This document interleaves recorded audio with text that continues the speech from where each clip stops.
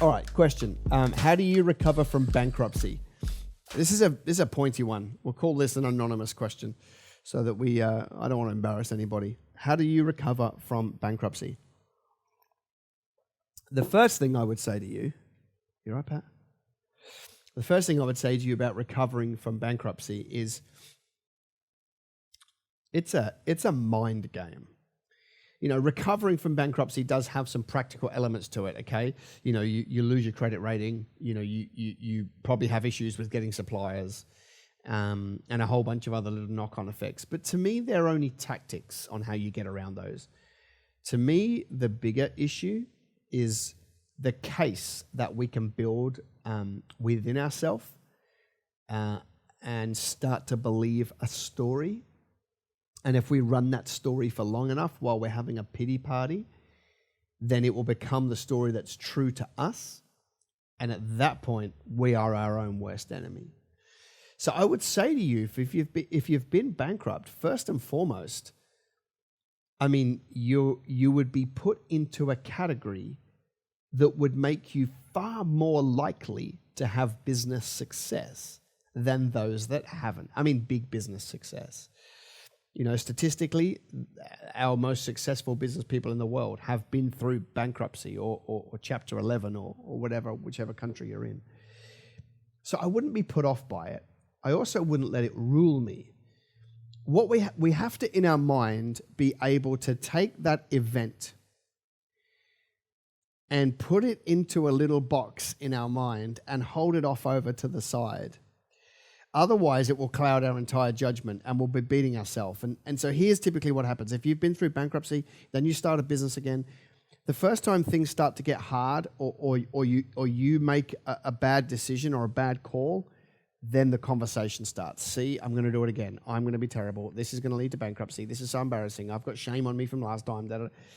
We have to learn to go, okay, bankruptcy was a thing. I'm going to park that over to the side. And I'm going to stop the conversations inside of my mind. We just talked about how do you need to be able to rule your own spirit. You need to catch the language. We play an exercise when we coach our clients, and it's a game called Fact Meaning. And we do these exercises and we teach our clients that there is a difference between a fact that turns up in our life and the meaning that you and I get to associate to it, okay? And there are facts that happen all day long. There are a million facts that turn up in your life. Most of them don't mean anything. They're not heavy. They don't have any gravity to them, but there are millions of facts. The fact is I'm wearing a blue jacket. The fact is it's currently, 4:22 in New South Wales.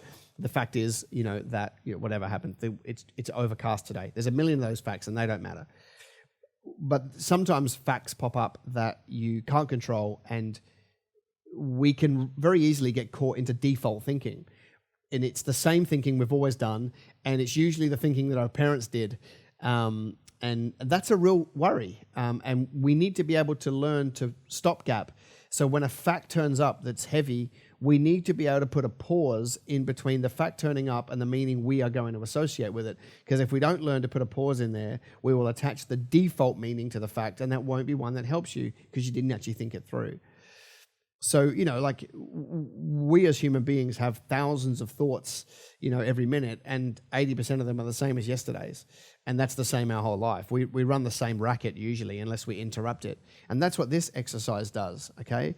So let me just use an example here. If a fact turned up that said, I went to an important meeting today and there was traffic, then somebody might make a meaning of, bloody council should fix their roads. Somebody else might make a meaning that says, I need to learn to leave 5 minutes earlier. Somebody else might have a meaning that says, I really need to pray in case that person has an accident. And somebody else might say, whatever, I need to work harder and get my helicopter, right? So everybody would have a different meaning to the same fact.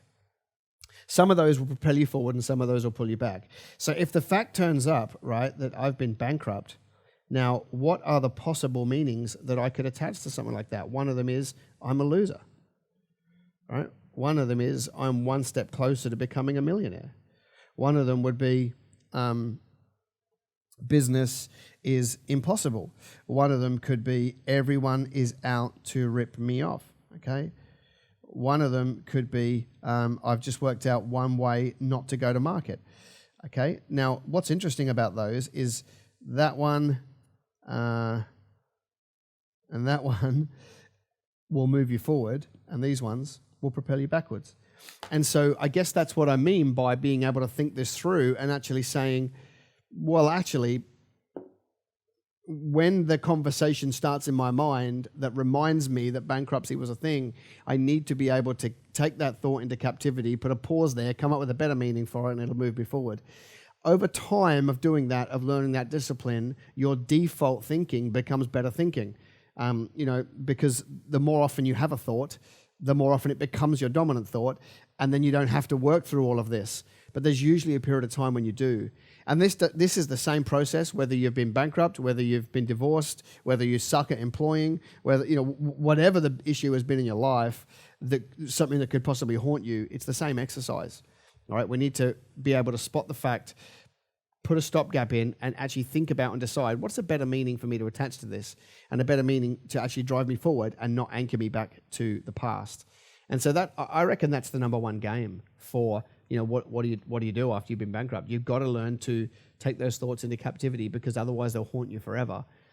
And we're not trying to do some weird voodoo try and make the thing go away. We acknowledge the fact that it was a real event and it did happen, but it happened back in it happened back in 2018. I don't need to still be hanging on to a 2018 event in 2019, 2020, 2021, whatever.